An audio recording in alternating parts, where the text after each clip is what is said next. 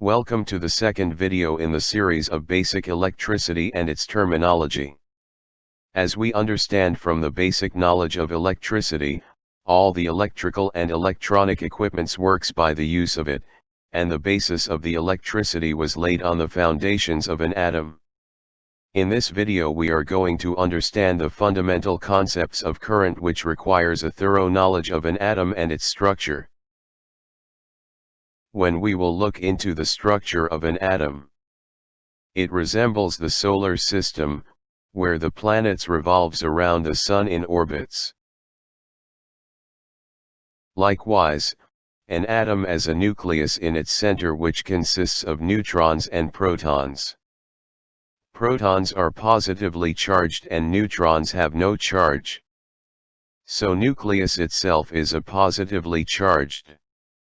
The nucleus is surrounded by number of orbits in relative position with reference to the nucleus, and those orbits are categorized as shells. Each shell is divided into different subshells represented as S, P, D, and F. In those orbits, that is in shells and subshells, electrons are present which revolve around the nucleus, and the electrons are negatively charged. Different atoms will have different number of electrons in their concentric shells and subshells. Electrons in these shells are placed according to the equation 2n², where n is the shell number denoted by n equals 1, 2, 3, so on. As per the information about these charged particles, either electron, negatively charged, and proton, positively charged, it has been determined that unlike charges attract and like charges repel. The force of attraction between two charged bodies Q1 and Q2 can be determined by Coulomb's law. F equals to K multiply Q1 Q2 by R square in newtons, where F is force in newtons. K is a constant equals to 9 times 10 to the power of 9th, Newton.meter square 2, by Coulomb's square. Q1 and Q2 are the charges in coulombs and R is the distance between the two charges. Therefore, in an atom, the electrons repel each other and protons and electrons will attract each other. So the electrons which are present in the orbits close to the nucleus have a strong attractive force towards the center of the nucleus where the positively charged protons are present. Whereas, the electrons present in the outermost orbit, which is far away from the nucleus, having weaker attractive force. Therefore, if the outer subshells are incomplete with the number of electrons and those electrons are always ready to jump from one atom to another under certain conditions because the force of attraction towards nucleus is very weak. Copper is one of such metal which exhibits that the outermost electron will jump from its parent atom to another, when it gains sufficient energy from the surrounding medium. It is called the free electron. In 1 cubic inch of copper at room temperature, there are approximately 1.4 times 10 to the power of 24 free electrons. Other metals which exhibit the same properties as copper, but to a different degree, are silver, aluminum, tungsten, etc.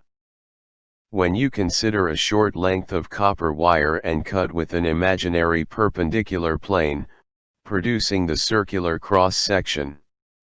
At room temperature and no external force applied, the electrons in the copper wire attains thermal energy from the surrounding medium and exhibits motion of free electrons within copper wire.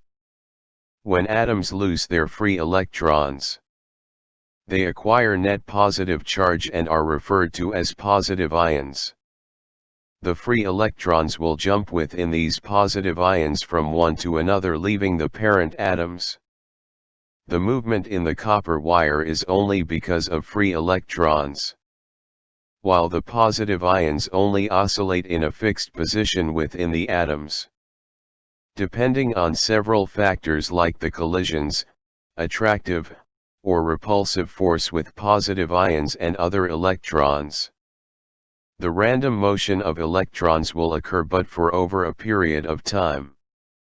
The number of electrons moving to the right across the circular cross-section is equal to the number of electrons moving to the left of the cross-section. Therefore, the net charge in a copper wire in any one direction is 0. Now let us connect this copper wire to a battery through a light bulb. Whenever we connect the battery with copper wire circuit, the battery creates a force such that the free electrons in the wire starts to move towards the positive terminal of the battery and the negative terminal supplies the electrons. This flow of electrons, or charge, is called current. These flow of electrons will create a friction with the bulb filament that it will glow and emit light. If 6.242 times 10 to the power of 18th electrons move at uniform velocity through the imaginary cross-section of the wire in 1 second, is said to be 1 ampere. Therefore the unit of current which is passing through the wire is ampere.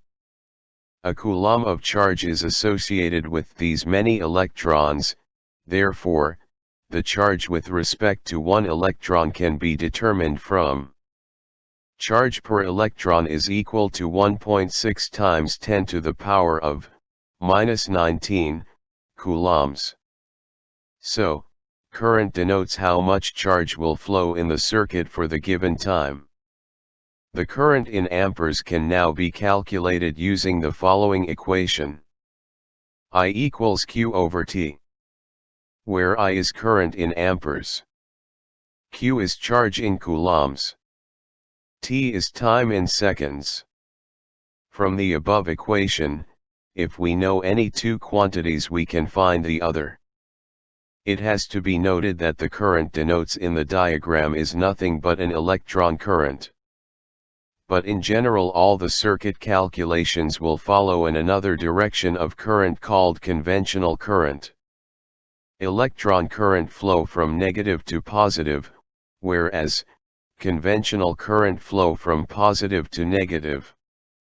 All the textbooks and educational institutions follow the conventional flow of current direction. The flow controversy is a result of an assumption made at the time of electricity discovered, that the flow of charge is due to positive particles. This assumption was made that the current always flow from higher to lower levels. So, no need to confuse with flow of current. From this point of view the conventional current direction can be chosen to solve the circuits, that is from positive to negative.